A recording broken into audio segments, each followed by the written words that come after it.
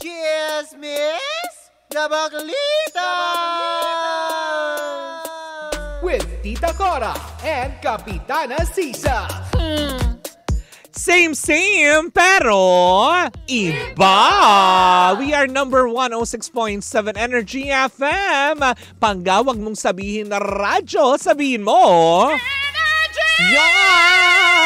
Diba? Ako po si Kapitana Sisa sa ngalan ng aking partner na si Tita Cora. Ito pa rin ang Baklita sa Woo Woo Woo! Hi pa rin po sa inyong lahat. Sa mga nanonood via our social media platforms, ayan, hello po sa inyong lahat. Sa mga kayong panig ng Pilipinas at ng mundo. Hello Philippines and hello world. Diba? Taray. At ito na ang pagbubukas ng bahay ni Bakla. O, diba?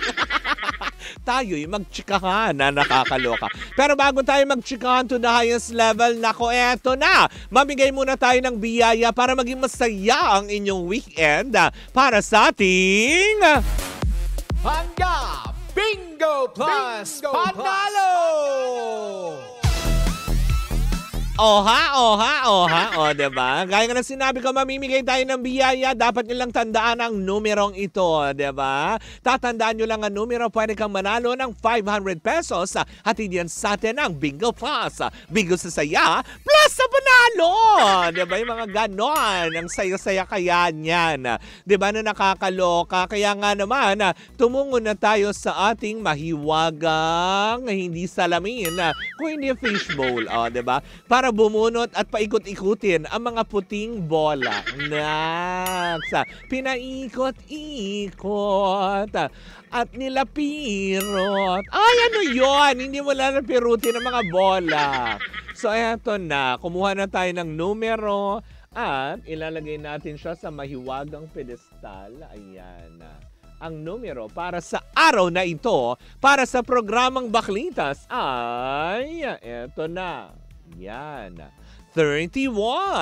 Wala kayong bang pwedeng gawin kundi tandaan lamang ang numerong lumabas sa programang Baklitas, ang numerong 31. Aantayin mo mamayang gabi sa programa ni Kuya Chico kung saan at kailan ka pwedeng tumawag. Pag pinaikot na niya yung ruleta at mata-pata sa programang Baklitas, kailangan mong masabi, tawang-tawa kayo dyan Ayan, kailangan mong masabi ang numerong 31. O, diba? Nakakalok. Kailangan mo masabing 31 para sa programang Baklitas, para sa ating Bingo Plus Panalo. Hatid yan sa atin ang Bingo Plus, Bingo sa saya, plus sa panalo. Baita course. Yan. Ayun na, si Bingbing pala yun. Sorry.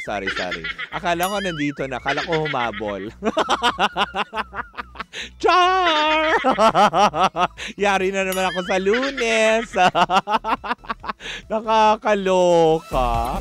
Pero eto na, hello pa rin po sa mga nakikinig at nanonood pa rin sa atin ng bonggang-bongga. Eto na ang chikang hatid ng hindi matahimik na bakla.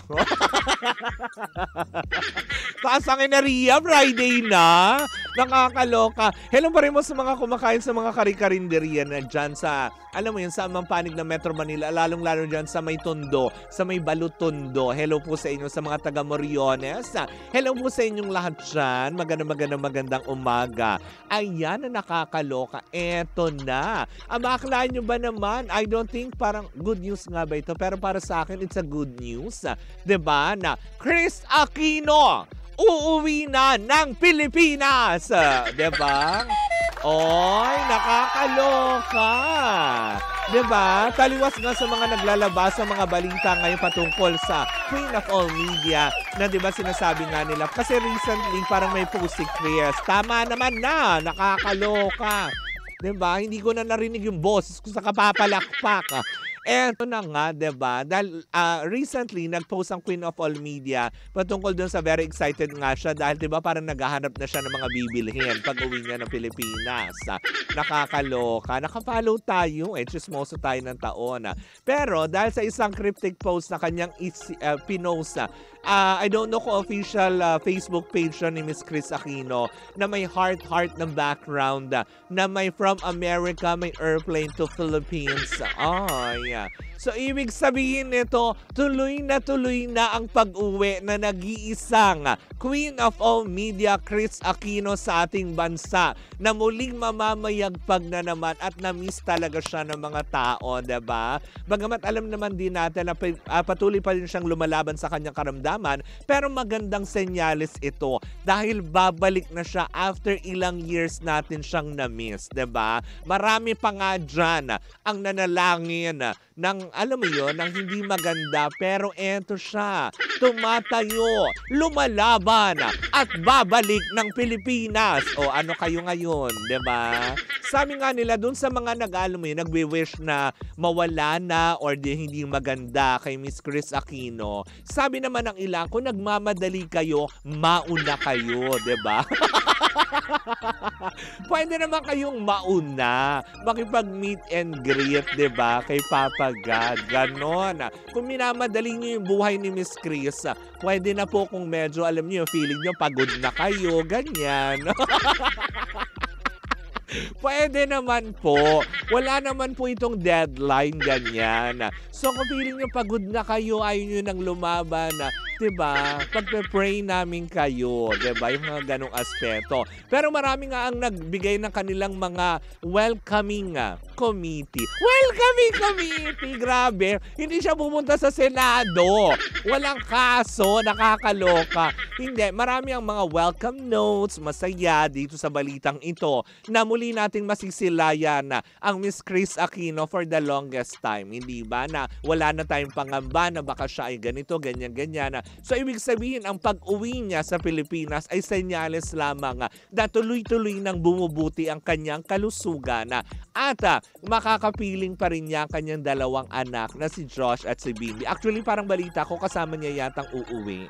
Yung dalawa, diba? Kasi yung una, parang yung plano yata, pauwiin lang niya muna si Bimbi, sasamahan si Josh, diba, pauwi. Pero ngayon, at least, happy family sila. Kaya wag kayong uuwi na ang nag-iisang Queen of all Media para maghasik na naman ng kasiyahan sa lahat.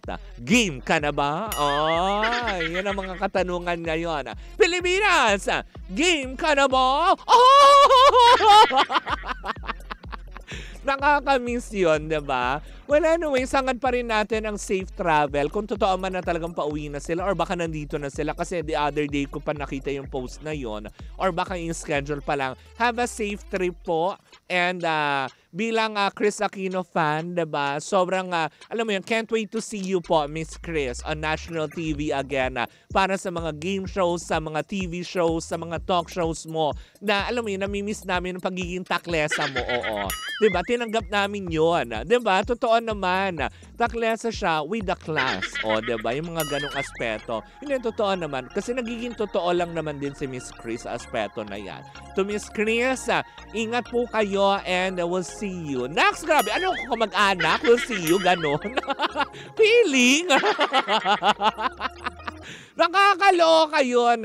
But anyways, mga panggay, yan po muna ang magandang balita na hatid natin sa lahat ng mga nag-aabang na masang suporta kay Miss Kris Aquino. Well, in the meantime, muli po ako si Kapitana Sisa sa ngalan ng aking partner na si Tita Cora. Eto pa rin ang Baklita sa Woo Woo Woo! And we are still same pero iba!